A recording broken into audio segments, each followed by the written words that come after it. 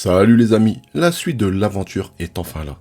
Après les révélations bouleversantes sur le projet Olympus, l'affrontement contre de nouvelles menaces et les nombreux mystères qui entourent Silent Point, Wally West est plus que jamais déterminé à retrouver son père.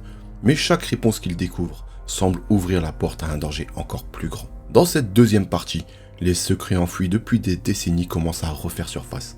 De nouveaux alliés, de redoutables ennemis et des révélations inattendues vont bouleverser le destin de Wally. Nous allons plonger dans des voyages temporels, des dimensions inconnues et des combats toujours plus spectaculaires. Son aventure prend donc une ampleur qui dépasse tout ce que l'on aurait pu imaginer. Donc installez-vous confortablement car l'histoire ne fait que commencer et cette deuxième partie pourrait bien tout changer. Mais juste avant, n'oubliez pas de vous abonner si ce n'est pas encore fait, de liker et de booster. Cela m'aide énormément pour le référencement. Sur ce, c'est parti. Rudy West, toujours menotté et encerclé par les hommes d'Eleanor Thone, tenta une dernière fois de faire appel à ce qu'il croyait être de la raison. Il supplia Eleanor d'arrêter. Ils étaient censés être du même côté. Mais Thone répondit sans hésitation qu'il se trompait depuis le début. Elle n'avait jamais été de son côté. Tout ce qu'il avait vu à Fort Fox, la base, les expériences, la division militaire, n'avait été qu'une façade soigneusement construite.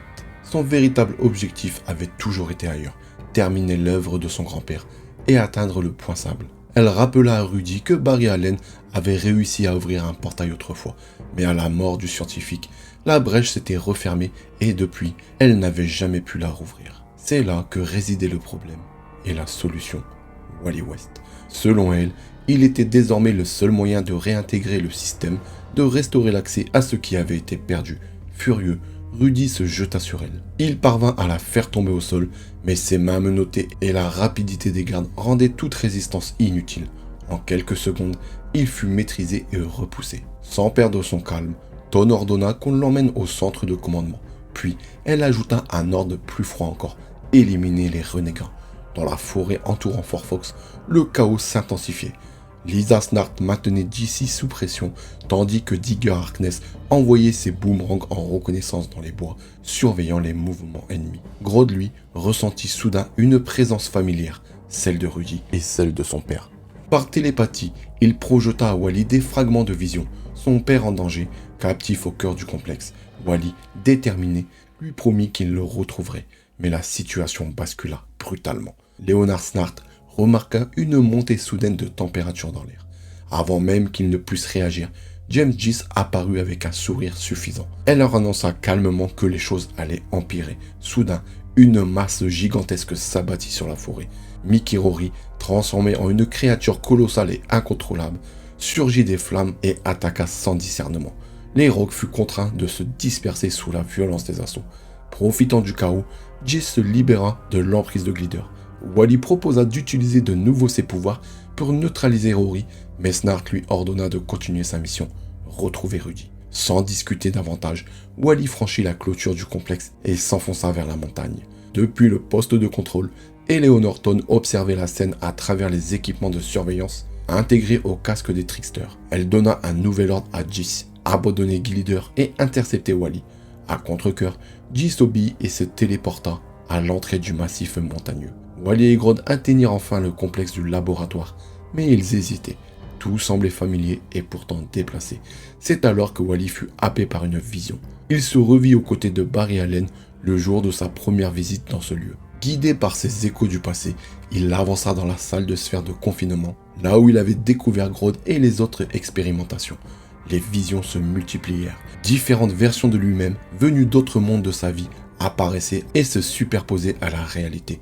Wally vacilla sous cette surcharge mentale. Il appela Grodd à l'aide, mais le gorille était distrait. Son attention était attirée par une sphère vide, celle où son père avait autrefois été enfermé. Grodd ressentit un manque brutal. Wally, percevant son trouble, lui promit qu'il retrouverait son père. Mais avant qu'il ne puisse agir, James Gis surgit de l'ombre et lança une bombe vers eux. Wally attrapa Grodd et s'enfuit à toute vitesse, évitant l'explosion de justesse. Mais la situation était déjà compromise. Gis les poursuivait, et Thone, derrière elle, orchestrait chaque mouvement. Elle les guidait, les poussait, les piégeait vers un seul endroit, le laboratoire de Barry Allen. Dans la forêt, les Rogues continuaient de lutter contre Mickey Rory, mais sous cette forme monstrueuse, il était incontrôlable. Aucune attaque ne semblait l'affecter, Digger Harkness proposa une retraite stratégique, mais soudain, le ciel changea. Une pluie torrentielle s'abattit sur la zone. Les flammes de Rory furent immédiatement étouffées. Son corps colossal s'effondra et il reprit forme humaine inconscient. Le silence revint aussi brutalement que la tempête. Au milieu des arbres, une silhouette apparut. Project Wizard. Calme, lucide, transformé, il observa les rogues avec un regard désormais dépourvu de toute agitation. Il demanda simplement ce qu'il avait manqué. Dans les montagnes, Wally et Grodd atteignirent enfin la salle du portail. Wally fut immédiatement submergé par des visions de l'accident qui lui avait donné ses pouvoirs. Il chercha Barry du regard, mais c'est Trickster qui apparut. Elle déclara que le moment était venu et lança une bombe. Wally l'évita sans difficulté et la renvoya aussitôt, neutralisant Trickster en un instant. Alors quelque chose changea dans la pièce. Une main squelettique émergea du vortex au centre de la salle. Une voix familière appela Wally. Il crut reconnaître Barry Allen. Il tendit la main, mais Rudy, depuis le centre de commandement, hurla pour l'arrêter. Trop tard, la main le saisit et le souleva dans les airs. Une créature rouge jaillit du portail et sa voix résonna, glaciale. Ce n'était pas Barry, c'était Thawne. Sur la passerelle, Éléonore resta figée. Elle demanda si c'était son grand-père. Eobard Thawne leva les yeux vers elle, puis il se retourna vers Wally. Il déclara qu'il ne pouvait en rester qu'un. D'un mouvement brutal, il projeta Wally à travers le portail. Wally traversa la faille et s'écrasa dans un espace inconnu. Steel Point, un vide rouge suspendu dans le néant, rempli de piliers de pierre brisés flottant dans l'obscurité. Il tenta de fuir, mais le portail se referma derrière lui. Une voix résonna alors dans le silence. « Bienvenue chez toi ». Wally se retourna. Devant lui se tenaient des formes impossibles. Le spectre de Barry Allen, un extraterrestre issu du vaisseau écrasé, et une créature volante ressemblant à un poisson dérivant lentement dans le vide. Dans l'immensité rougeoyante de Steel Point, Barry guida Wally à travers un espace qui défiait toute logique humaine. Il lui expliqua calmement que cet endroit portait un nom ancien, Steel Point, une tempête infinie, figée hors du temps, où la réalité elle-même semblait suspendue. L'énergie qui les entourait, précisa-t-il, n'était pas une simple force inconnue. Elle était constituée de la substance rouge pure de la vie, celle-là même qui était à l'origine des pouvoirs de Wally. Barry révéla ensuite une vérité plus sombre. Les corps physiques de ceux qui avaient été aspirés par le portail n'avaient pas survécu au passage. Le processus les avait détruits, laissant leur conscience piégée dans cet entre-deux possible. Mais Wally était différent, transformé, lié à Steel Point, et pourtant encore vivant. Barry lui annonça alors l'inévitable. Il ne pouvait pas rester ici, il devait rentrer chez lui. À Fort Fox, la situation dégénérait. Éléonore Thawne tentait désespérément de communiquer avec Eobard, mais la réponse qu'elle reçut n'était qu'un cri déchaîné, un seul. La créature, désormais hors de contrôle, se mit à ravager la salle du portail, détruisant tout sur son passage. Grodd profita du chaos pour s'échapper du laboratoire. Dans le même temps, les rocs pénétraient dans la zone, avançant prudemment. Ils constatèrent rapidement un fait inquiétant. Plus personne ne leur résistait. Le complexe semblait abandonné dans la panique générale. Digger Harkness envoya un drone de reconnaissance vers le laboratoire principal, convaincu que Thawne y avait emmené Rudy West. Les images retransmises montraient un personnel en fuite, Grodd parmi eux. Puis apparut Eobard Thawne, juste avant que la transmission ne soit brutalement interrompue. Dans le laboratoire, la vérité était encore plus terrifiante. Thawne avait changé. Son corps rouge squelettique avait évolué en une forme gigantesque, monstrueuse, déformée par une puissance incontrôlable. Éléonore Thawne et James Gist se réfugièrent dans une bulle de champ de force générée en urgence par le Trickster. Dans ce cocon instable, Gist expliqua à Éléonore que s'il parvenait à atteindre le générateur de portail, il serait peut-être possible de rouvrir une faille et de fuir. À l'extérieur, les rocs faisaient irruption dans la pièce. Captain Cold ordonna immédiatement de retenir la créature pendant que Gist tentait de rétablir le système. Le combat commença. À Steel Point, Barry poursuivit son explication. Il n'était pas le premier à avoir franchi cette frontière. D'autres êtres, venus de mondes différents, avaient déjà été attirés ici. Il évoqua alors Eobard Thawne et Jay Garrick. Tous deux avaient subi la même transformation que Wally. Barry guida ensuite Wally vers les restes de Jay Garrick. Des ossements, figés dans la matière rouge, témoignaient de son sort. Puis il lui montra une immense fosse plongeant dans un abîme d'éclairs rouges, tourbillonnant comme une blessure ouverte dans l'espace. C'est là, expliqua-t-il, que Thawne et Garrick avaient été attirés. Garrick avait résisté suffisamment longtemps pour mourir. Thawne, lui, avait succombé. Ils étaient devenus les choses qu'ils avaient vues au laboratoire.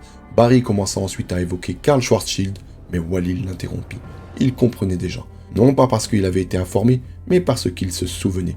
Des fragments du futur s'étaient déjà imprimés dans son esprit. Les 3 scientifiques l'éloignèrent de la fosse avant qu'elle ne puisse l'aspirer à son tour. Ils le conduisirent vers une zone plus stable où des équations étaient tracées pour tenter de comprendre la structure de Steel Point. Barry lui promit qu'une solution serait trouvée, qu'il le renverrait chez lui. Mais Wally posa une question plus sombre. Et si cela échouait? Et si le temps manquait? Et s'il finissait comme Garrick? Ou comme Ton? À Fort Fox, Rudy West parvint à convaincre ses gardes de le libérer. Sans perdre une seconde, il courut vers le laboratoire. À l'intérieur, le combat faisait rage. Les Rogues tentaient de contenir la forme monstrueuse de Ton, tandis que James D s'activait frénétiquement pour séparer le générateur du portail. La créature était insensible à leurs attaques. Glider ordonna à Leonard Snart de fuir. Puis elle chargea Ton, le frappant avec toute la violence dont elle était capable. Au même moment, Diz parvient à réactiver le générateur. Le portail s'ouvrit à nouveau, créant une nouvelle brèche instable, mais l'ouverture commença immédiatement à aspirer Glider. Dans le chaos, Rudy et Digger Harkness se précipitèrent pour la retenir et la tirer en arrière. C'est alors qu'un éclair rouge déchira l'espace. Une silhouette jaillit. Wally West. Debout, le regard déterminé, il fit face à Ton. Il déclara, avec une froideur nouvelle, qu'il en avait terminé avec la fuite. Wally West et O'Barton s'élancèrent l'un vers l'autre sans la moindre hésitation. Le choc fut brutal. Une collision d'une violence inouïe fit trembler la structure entière du complexe, rejetant des débris dans toutes les directions. Pendant ce temps, ailleurs dans les installations, Grodd progressait dans le chaos. Grâce à son contrôle mental, il prit possession d'un scientifique en fuite et l'obligea à ouvrir une porte sécurisée par un lecteur d'empreintes palmaires. Derrière cette porte verrouillée, il découvrit enfin ce qu'il cherchait, son père, enfermé dans un tube de confinement. Dans le laboratoire central de Barry Allen, Rudy West, Eleanor Ton et les Rogues étaient protégés des explosions successives par des bulles de champ de force instables. Au milieu des décombres, Wally réussit à émerger. Rudy se précipita immédiatement vers lui et le serra dans ses bras, submergé par l'émotion et le soulagement. Il lui présenta ses excuses, assumant enfin le poids de tout ce qui s'était produit. Mais Ton, lui aussi, sortit des ruines. Sans attendre, il prit la fuite, laissant derrière lui une traînée de destruction et de panique. Wally n'hésita pas une seconde. Il se lança à sa poursuite. Ton et lui dévalèrent la montagne à toute vitesse et pénétrèrent dans les quartiers d'habitation de Fort Fox. Sur leur passage, les structures entières étaient ravagées. Wally ordonna de s'arrêter, mais Ton, sourd à toute parole, continua sa course effrénée. Wally bondit alors dans les airs et lui asséna un coup de pied violent derrière la tête, les envoyant tous deux s'écraser au sol. Ton se releva aussitôt et saisit Wally à la gorge. Il le plaqua violemment contre le sol et le frappa avec rage, hurlant qu'il avait vu Dieu. Selon lui, cette entité lui avait révélé sa nature. Il était l'élu, l'alpha et l'oméga. Mais sa fureur fut interrompue. Un tir glacé, suivi d'un éclair fulgurant, le frappa de plein fouet. Ton se retourna, furieux, pour voir les Rogues et Rudy arriver sur la scène. Dans un mouvement spectaculaire, Trickster arriva au volant sur un boomerang modifié, transportant des pièces du générateur de portail. Elle jeta 2 sphères au sol. Instantanément, une faille vers Steel Point s'ouvrit. Le vortex aspira Ton avec une force irrésistible. Mais dans un effort surhumain, il s'agrippa au sol et résista. Captain Cold tira à nouveau pour tenter de le faire basculer, mais Ton tenait toujours. Dans un dernier échange, Rudy se retourna vers Wally. Il lui dit qu'il était désolé de ne pas avoir été un meilleur père, et qu'il l'aimait. Puis, sans attendre de réponse, il projeta Ton dans le portail. La faille se referma aussitôt derrière eux. Wally hurla aux Rogues de réouvrir le passage, mais ils refusèrent. Ils avaient fait une promesse à Rudy. Sans attendre, il détruisit le boomerang modifié, rendant toute réouverture impossible. Furieux et désespéré, Wally se retourna vers Trickster. Elle lui expliqua qu'elle ne pouvait pas réparer le dispositif de Barry, et que Eleanor Ton, la seule capable de le faire, avait disparu dans la confusion. Captain Cold proposa alors son aide pour retrouver Ton. Mais Wally refusa sèchement. Il avait déjà assez fait de dégâts, il retrouverait son père seul. Il s'éloigna, mais la tension accumulée céda soudain. Plus loin, il s'effondra, submergé par une crise d'angoisse avant de fondre en larmes. Plus tard, il reprit sa course vers le centre-ville, déterminé à poursuivre sa mission avec Deepney. À Fort Fox, le chaos laissa sa place à une nouvelle réalité. Les Rogues, désormais libérés de toute autorité, commencèrent à piller le matériel restant. Trickster et Project Wizard récupèrent des équipements avancés et un nouveau Sharp-Roller. Captain Cole déclara alors qu'ils étaient libres, et qu'il allait agir selon leurs propres règles. Ils quittèrent Fort Fox en s'envolant vers l'inconnu. Pendant ce temps, Grodd et son père quittèrent les installations militaires et traversèrent les montagnes environnantes. Au sommet d'une crête, ils observaient la vallée en contrebas. Une ville s'étendait à l'horizon. Le père de Grodd s'arrêta brusquement. Grodd lui demanda pourquoi.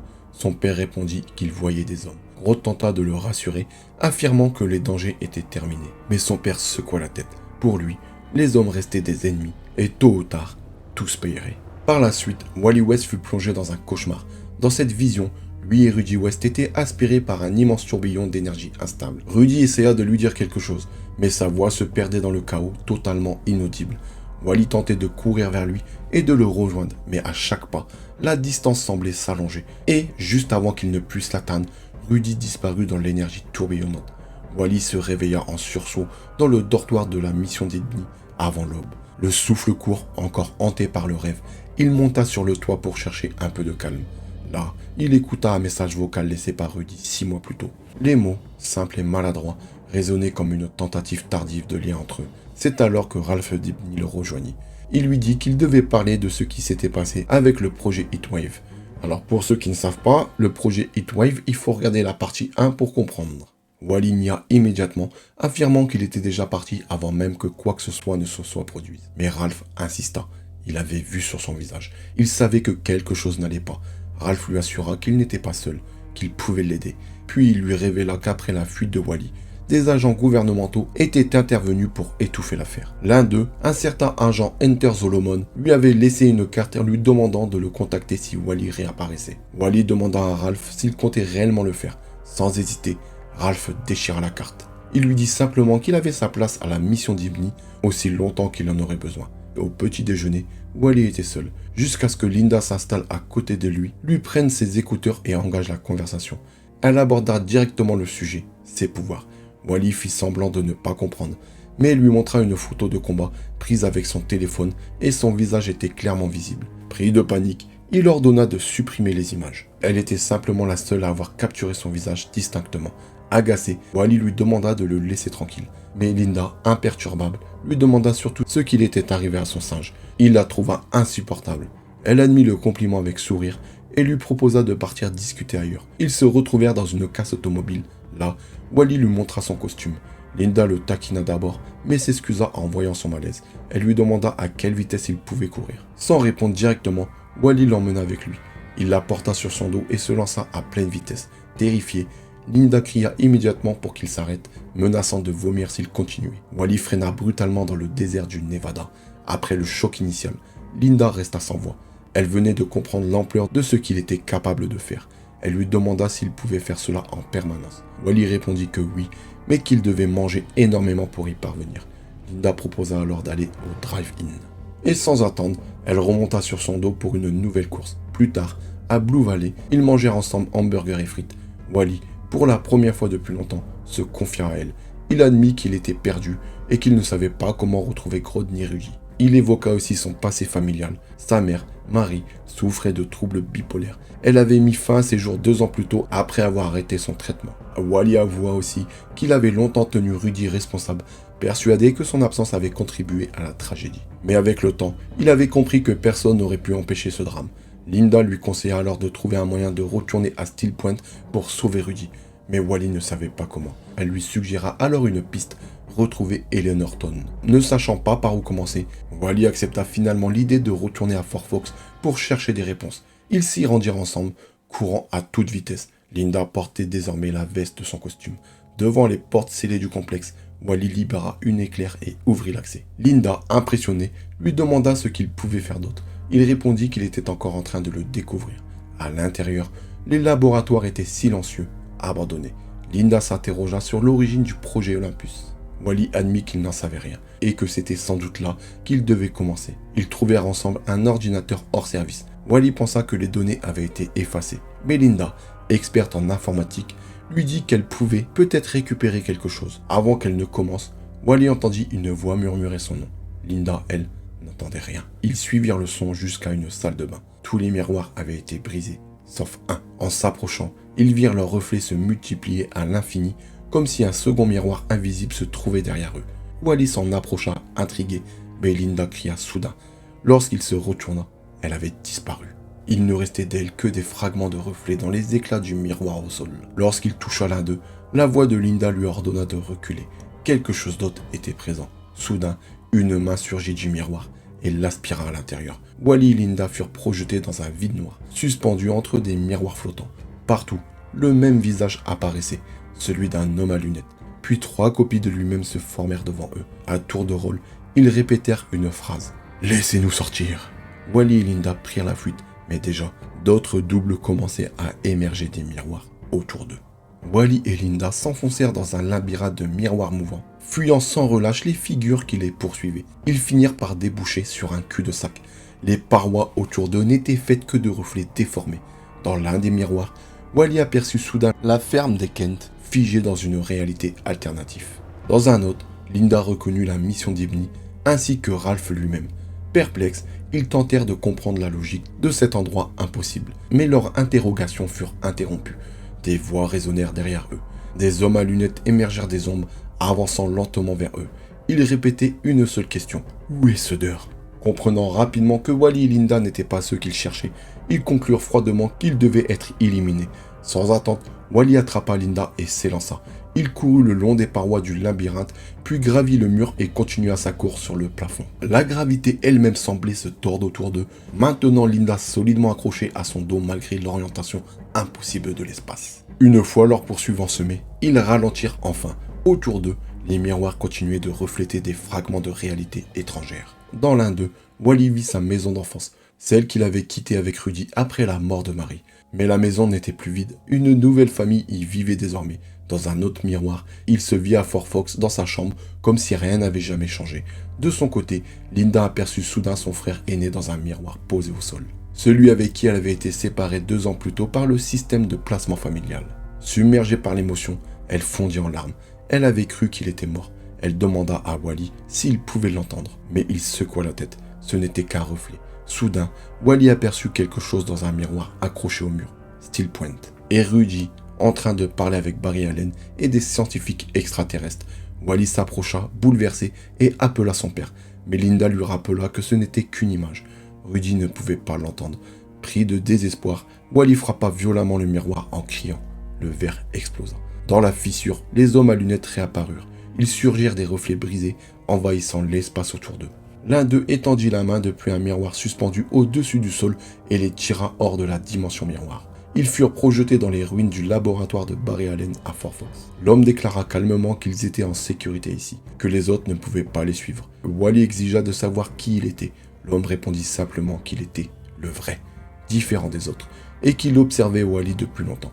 West exigea qu'il ouvre immédiatement un passage vers Steel Point. L'homme accepta, mais à une seule condition. Wally le plaqua contre le mur, exigeant qu'il obéisse, mais l'homme resta calme. Il le prévint qu'il pouvait le renvoyer dans la dimension miroir à tout moment, lui faisant perdre sa seule chance de retrouver son père. Wally le relâcha. L'homme enfin libre se présenta. Sam Scudder, physicien et ingénieur. Ancien collaborateur de Barry Allen et des 2 autres chercheurs au sein du projet à l'origine de Star Labs, il expliqua qu'il avait créé la dimension miroir, mais qu'un accident l'avait piégé à l'intérieur. Désormais, il ne pouvait s'en éloigner sans conséquence, et chaque retour dans la dimension engendrait un double imparfait, une copie sans âme qui cherchait à le tuer. Scudder lui ordonna de retrouver Eleanor Thone, elle seule pouvait le libérer. Mais son corps commença à céder, il devait retourner dans un miroir immédiatement. Avant de disparaître, il promit que si Wally retrouvait Thone, il ouvrirait un passage vers Steel Point. Wally le supplia de les emmener directement à son père, mais Scudder refusa. Il avait été trahi trop souvent, et cette fois, il ne ferait confiance à personne. Alors qu'il disparaissait dans le miroir, il lança un dernier conseil. Commencer par les laboratoires Star et retrouver Ray Palmer. Le miroir se referma. Wally cria son nom, mais il était déjà parti. Linda observa la scène en silence. Puis elle déclara qu'il retrouverait Thone et qu'il forcerait Scudder à les conduire à Rudy et au frère de Linda. Wally tenta de s'y opposer, refusant de l'impliquer davantage, mais elle répondit qu'elle l'était déjà, qu'il le veuille ou non. Elle enfila une combinaison de rechange trouvée dans le laboratoire, et tous les deux reprirent la route vers Central City, sans qu'ils ne s'en rendent compte. Dans un éclat de miroir brisé au sol, des doubles d'eux-mêmes les observaient, des copies parfaites, le sourire figé et profondément inquiétant. Par la suite, Wally dormait dans le dortoir de la mission d'Ibni lorsque le silence de la nuit fut brutalement brisé par une explosion au dehors. Il se redressa immédiatement et se précipita à l'extérieur. Dans les rues, une créature sombre avançait. Elle avait la forme d'un buste humain déformé, mouvant comme une silhouette vivante faite de vide. Elle traversait la ville à une vitesse anormale, laissant derrière elle des corps déchiquetés. Ralph Dibny ordonna aux enfants de se mettre à l'abri, mais avant qu'il ne puisse agir davantage, la créature l'abattit sans effort. Elle continua sa course, s'élevant dans les airs comme une ombre vivante. Fou de rage, Wally hurla qu'il allait la tuer et se lança à sa poursuite. Il bondit pour la plaquer au sol, mais la chose était trop rapide. Il échoua de peu, et la créature disparut au loin, ne laissant qu'un champ de ruines derrière elle. Essoufflé, Wally sentit alors une présence derrière lui.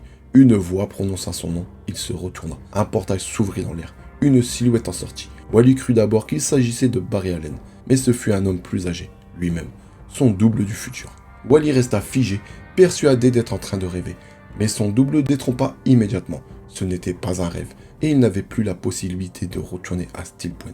Wally plus âgé lui expliqua que Rudy était déjà perdu, Don l'avait emmené en bas. Il précisa également que cette rencontre n'était pas une vision, mais une projection temporelle volontaire, destinée à le prévenir. Puis il révéla la vérité sur la créature. Elle s'appelait le Black Flash, et leur tentative de sauver Rudy ne ferait que le libérer davantage. Le seul moyen d'éviter ce futur était d'arrêter de chercher Rudy. Wally refusa catégoriquement. Il déclara qu'il ne cesserait jamais de le chercher. Son futur, lui, le regarda amer.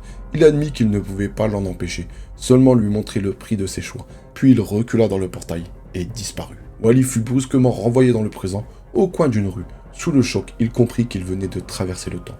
Mais il garda le silence sur ce qu'il avait vu. Linda, de son côté, lui révéla ses découvertes. Malgré l'effacement massif des traces de Star Labs sur Internet, elle avait réussi à reconstituer son histoire. L'organisation avait été fondée par Barry Allen, Sam Scudder, Ray Palmer et un quatrième scientifique, Silas Stone. Ils avaient voulu révolutionner la science, mais leur désaccord avait rapidement provoqué l'effondrement du projet. Ray Palmer avait disparu un an plus tôt, officiellement mort dans un accident de laboratoire. Quant à Silas Stone, il travaillait encore dans les anciens locaux de Star Labs à Détroit. Wally conclut que c'était leur meilleure piste. Il décida de partir immédiatement, mais il refusa catégoriquement que Linda l'accompagne. Il se souvenait de la vision du futur. Il savait que la situation devenait trop dangereuse. Linda tenta de protester, mais Wally s'éloigna sans se retourner, la laissant derrière lui, entre colère et tristesse. Pendant ce temps, les Rogues se terraient dans le ranch Snart au Kansas. Un drone apparut dans le ciel et déposant une mallette devant Leonard Snart. À l'intérieur, une tablette s'alluma, un message les attendait. Il était temps de reprendre le travail. La connexion s'activa. Et une visioconférence s'ouvrit avec le colonel Rick Flagg, connu pour des opérations passées à Markovia. Flagg leur expliqua que le gouvernement cherchait à effacer toute trace du projet Olympus, et qu'en échange de leur aide pour éliminer un témoin gênant, leur dossier serait effacé. Les Rogues acceptèrent, et leur nouvelle cible fut révélée, Grodd. À Détroit, Wally atteignit enfin les anciens locaux de Starlab. Le bâtiment était vide, abandonné, mort. Il tenta d'ouvrir des portes sécurisées à l'aide de ses pouvoirs, mais, à sa grande surprise, il les traversa sans résistance. À l'intérieur, le laboratoire semblait tout aussi désert. Alors qu'il explorait les lieux, un hologramme s'activa soudainement. Ray Palmer apparut. Il s'adressa à Silas Stone. Dans son message, Palmer annonçait qu'il allait tenter d'arrêter Barry Allen et Eleanor Stone. Il révélait une vérité inquiétante. Steel Point n'était pas ce que Barry croyait. Il affirmait avoir découvert une entité appelée la particule noire, et soupçonnait que Steel Point n'était qu'une surface, dissimulant une réalité bien plus terrifiante. Il ordonna à Stone de détruire le laboratoire et de trouver un moyen d'arrêter Barry et Stone avant qu'il ne soit trop tard. Puis, il lui laissa ses journaux et ses notes. Wally ouvrit les documents. Il découvrit un schéma étrange. Une structure en forme d'éclair plongeant vers les profondeurs, comme une fosse sans fond, au cœur de la réalité. Au cœur du centre commercial abandonné de Monteval dans le Colorado, la tension est à son comble. Grodd et son père avaient transformé les lieux en refuge de fortune, mais cette accalmie fragile fut brutalement rompue lorsqu'une escouade de soldats fit irruption dans les galeries désertes. À peine les premières silhouettes apparues telles que Grodd comprit le danger. Il recula, hésita une fraction de seconde, puis s'enfuit à travers les rayons éventrés, cherchant à joindre son père dont les cris résonnaient dans tout le bâtiment. Les soldats ouvrirent le feu sans sommation, transformant le centre commercial en véritable champ de bataille. Pendant ce temps, à Star Labs de Détroit, Wally West était penché sur le journal de Ray Palmer. Les pages jaunies de l'ouvrage, couvertes d'équations et de schémas frénétiques, semblaient renfermer une vérité terrifiante. Sur la dernière page, une phrase attira particulièrement son attention. Que se cache sous Steel Point, accompagné d'un dessin d'atomes et de symboles d'oméga. Ces mots ravivèrent immédiatement en lui l'écho des avertissements de son futur lui concernant Rudy emmené en bas. Troublé, Wally comprit que tout semblait converger vers une même origine. Il sortit de ses pensées lorsqu'un cri psychique traversa brutalement son esprit. Grodd appelait à l'aide. Sans hésiter, il contacta Linda, encore blessée par son abandon précédent. La méfiance était palpable dans sa voix, mais lorsqu'il lui révéla que Grodd était en danger, elle accepta malgré tout de l'aider. Ensemble, ils quittèrent Iron 8 et foncèrent vers le Colorado. Le trajet fut fulgurant. Wally traversa les kilomètres en une succession d'éclairs rouges, s'arrêtant brièvement près de la voie ferrée qu'il avait vu basculer dans son destin. Au loin, un hélicoptère Black Hawk survolait la zone et les informations locales affichées sur le téléphone de Linda confirmaient des incidents au centre commercial. Ils s'y précipitèrent. À l'intérieur, le silence était oppressant. Les voitures de police abandonnées étaient dispersées comme si leurs occupants avaient disparu en pleine action. Dans les couloirs sombres, ils découvrirent un policier immobile, le dos tourné. Linda s'approcha pour lui venir en aide, mais l'homme se retourna soudainement, les yeux brillants d'un verre surnaturel, avant de se jeter sur eux dans un grognement inhumain. D'autres policiers surgirent aussitôt, animés par la même rage animale. Ils ne se comportaient plus comme des hommes, mais comme des créatures sauvages et incontrôlables. La situation dégénéra rapidement dans un chaos total. Des soldats apparurent à leur tour, tirant sans distinction. Wally protégea Linda de son corps, encaissant les impacts et déviant ce qu'il pouvait à une vitesse surhumaine. Mais une balle finit par atteindre son mollet. La douleur le frappa de plein fouet. Il s'effondra, entraînant Linda dans sa chute contre un mur. Les soldats avancèrent alors pour achever leur cible. C'est à cet instant que Grodd surgit. Sa présence imposa immédiatement une pression invisible dans l'air. Un champ de force télékinésique arrêta les projectiles en plein vol. Les soldats restèrent figés un instant avant que leur esprit ne bascule sous son influence. Grodd révéla alors à Wally, à travers des fragments de souvenirs partagés, que son père avait déjà pris le contrôle de plusieurs d'entre eux, les forçant à s'entretuer avant d'étendre son emprise à toute la zone. La conclusion était glaçante. Son père était partout.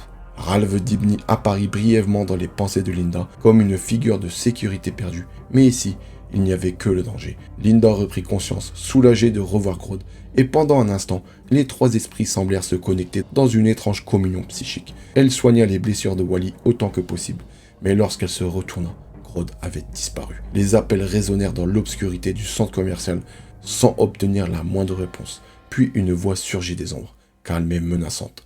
Le silence fut brisé lorsqu'une silhouette apparut. Le trickster. Il tenait Grodd captif, un couteau sous la gorge, et fixait Wally avec une froideur tranchante. Sans détour, il annonça que les règles avaient changé et que cette fois, il devait le tuer. Et c'est ici que s'achève cette deuxième partie. L'aventure de Wally West est encore loin d'être terminée, car il y a de nouveaux tomes en préparation, et comptez sur moi bien sûr, pour continuer son histoire. Et en parlant d'histoire, n'hésitez pas à donner votre avis dans les commentaires, ce qui vous a plu, ce qui vous a déplu. J'ai hâte de vous lire. Bien sûr, si vous n'êtes pas encore abonné, n'hésitez pas à le faire, à liker et à booster. Et nous on se retrouve très bientôt pour de nouvelles aventures. En attendant, prenez soin de vous et de vos familles. Peace out.